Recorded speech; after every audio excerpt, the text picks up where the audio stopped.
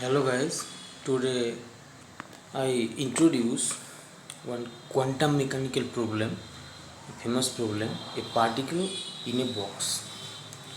First I derive it for one dimension, then I explain the result for three dimensions. Okay, so first of all you have to know, first of all what you have to know, जो what is the use of this problem. The first use is in nuclear physics, in atomic physics. We have some physical problems where this technique or this problem is essential to discuss those problems. Okay, just like if we consider about uh, beta decay or several this kind of thing, nuclear decay, then this problem is essential to understand the nature, the actuality of those physical phenomena. So first we consider a potential. What kind of potential? Just to see the graph here, this is a potential box. This is a potential box. Potential box means what type of potential box? Just wait. Just wait.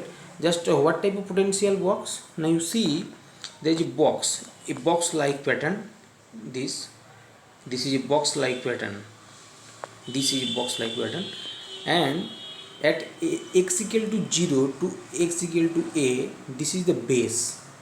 ये box का base है. Okay, and then the height of this box is V X. Height of this box is V X. मतलब potential जो है, और potential energy I can't say, it is potential. Potential जो है this is V X. So just for classically, just to understand this process classically, but you remind there is no classical analog of this quantum mechanical phenomenon. Quantum mechanics में जो होता है, classical mechanics में वो जो है वो same to same नहीं होता है. बट टू अंडरस्टैंड, समझने के लिए तुम सोच लो, जो ऐसा एक गड्ढा है, ठीक है, तो तुम अगर यहाँ पे हो इस पोजीशन में, और तुम चाह रहे हो जो हम इस गड्ढा से बाहर आएंगे, तो तुमको क्या करना होगा? जंप करना होगा.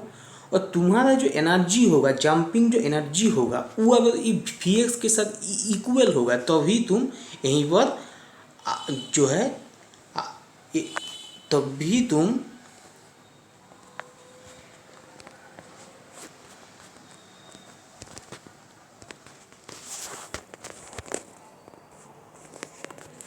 तुम यहीं पर आ पाओगे.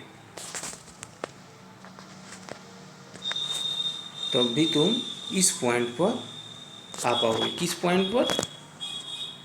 तभी तुम इस पॉइंट पर आ पाओगे.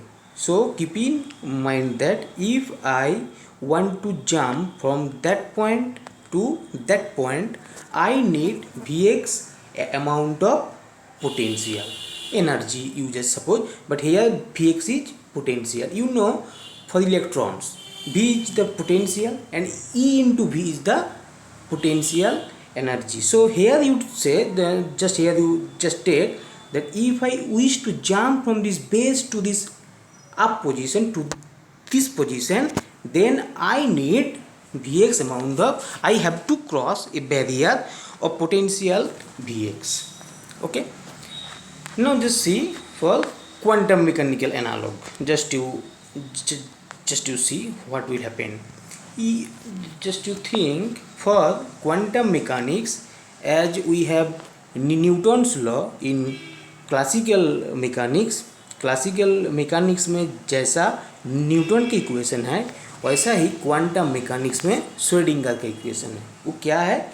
आई H cross del psi del T is equal to minus H cross square by twice M del two del X two plus V X whole into psi. Psi क्या है ना? साई वेव फंक्शन है. साई क्या है? Sai wave function है. ठीक है. और एच क्रॉस जो है this is h/2 pi, where h is Planck's constant. Okay, now you see another thing what will happen for mathematically. So you see, at x equal to 0, if I take x equal to 0, then what will happen?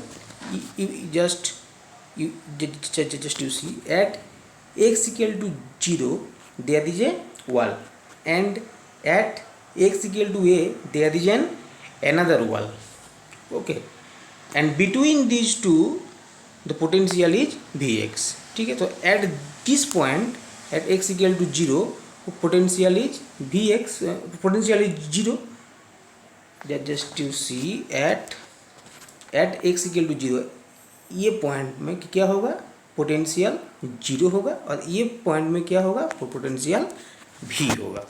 Now suppose देखो ये चीज़ इसमें लिखा हुआ है, ठीक है, जो box का साइज जो है वो है a, और x इक्वल टू 0 और x इक्वल टू a में जो है उसमें दोनों वॉल है, दोनों जो है बाउंड्री वॉल है, और पोटेंशियल उस पॉइंट में जाके हो रहा है v. Okay, now just see, now just see, देखो Vx इक्वल टू 0 किस में है? x मतलब 0 to a पोटेंशियल 0 है, एंड आई एस्यूम जो उस बॉक्स के बाहर जो है पोटेंशियल वो है इनफाइनाइट. ठीक है, सो बॉक्स के अंदर जो है पोटेंशियल 0 है, और बॉक्स के बाहर जो है पोटेंशियल इनफाइनाइट है. So I can say this is infinitely deep potential well. Infinitely deep potential well. तब क्या होगा? तब देखो, तब इसमें होगा ये इक्वेशन जो है, ये जो इक्वेशन था देखो ये जो था, सो 0 to a के लिए क्या होगा? v इक्वल टू 0 है. For 0 to a v equal to 0, so we can take v equal to 0 for 0 to a. So what will happen? This equation नहीं है ना, जो h cross square by twice m with a minus sign d2 dx2 plus vx into psi x equal to e psi x. We take i h cross del psi del t of this equation as e Sai, मतलब i h cross del t equal to e.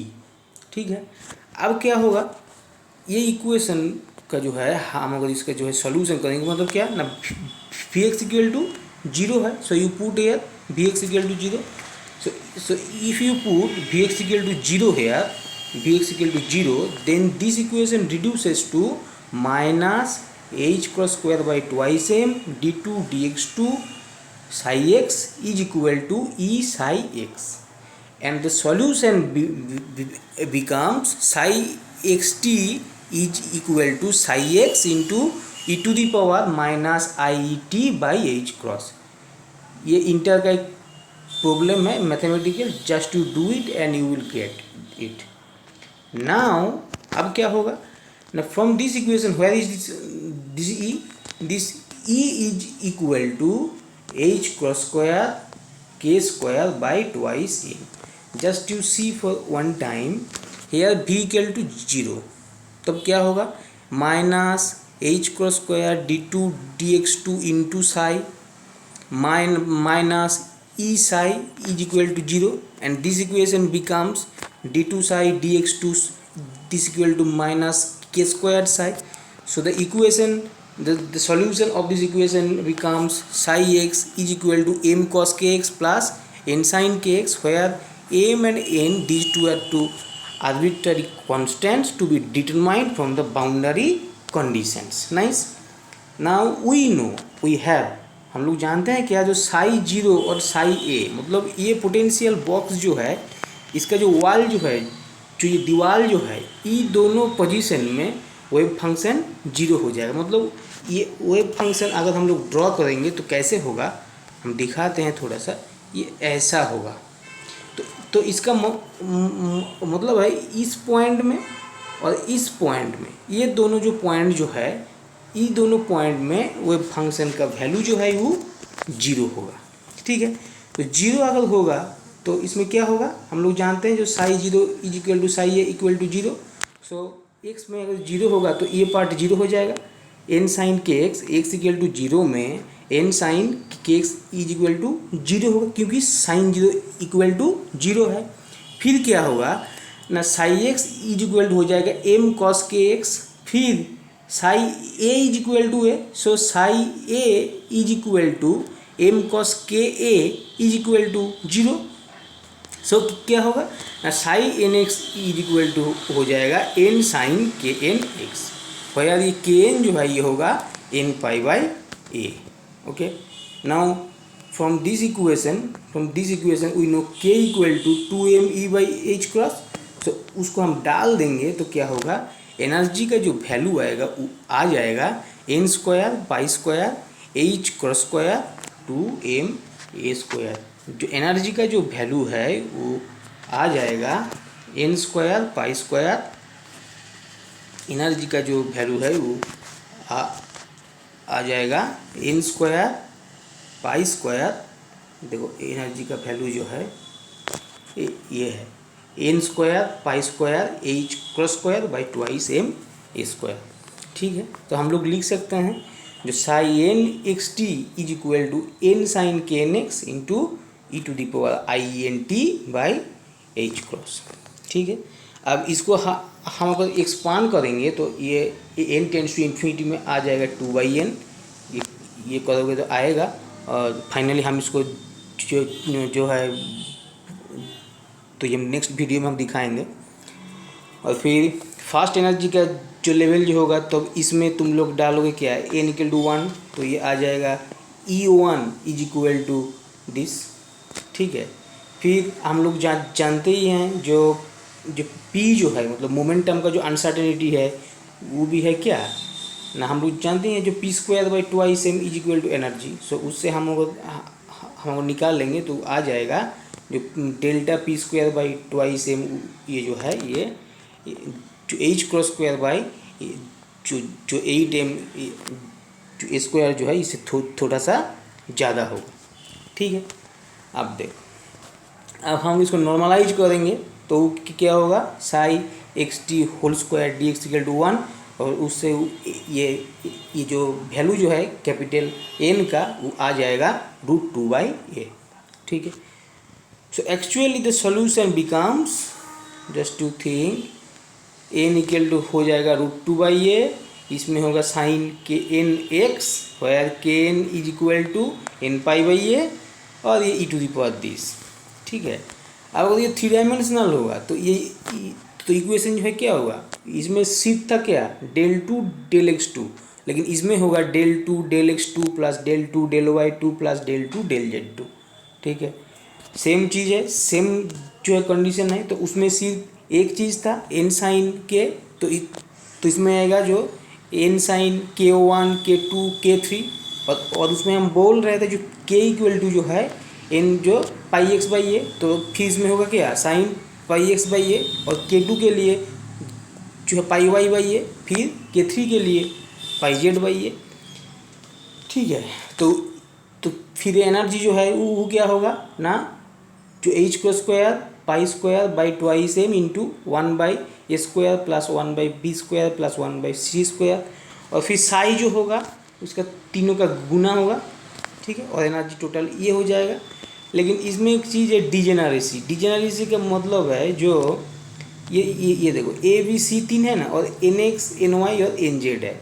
हम अगर ऐसा ले लेंगे जो NX equal to 1 NY equal to 1 और NZ equal to 1, तो ये क्या हो जाएगा 3 हो जाएगा, मतलब ये होगा जो H cross square pi square by twice M into 1/a square plus 1/b square plus 1/c square. But हम अगर ऐसा ले लेंगे जो NX equal to 1 NY equal to 2 और NZ जस्ट इक्वल टू 2, तो ये क्या हो जाएगा 1/a square plus 4/b square plus 4/c square. But अगर ऐसा होगा जो कोई एक 3D पोटेंशियल बॉक्स जिसका चारों तरफ जो है उस सेम डायमेंशन का है, मतलब a equal to b equal to c, तो अब क्या होगा ना, ये इक्वेशन हो जाएगा जो H cross square pi square by twice M A square into N X square plus N Y square plus N Z square.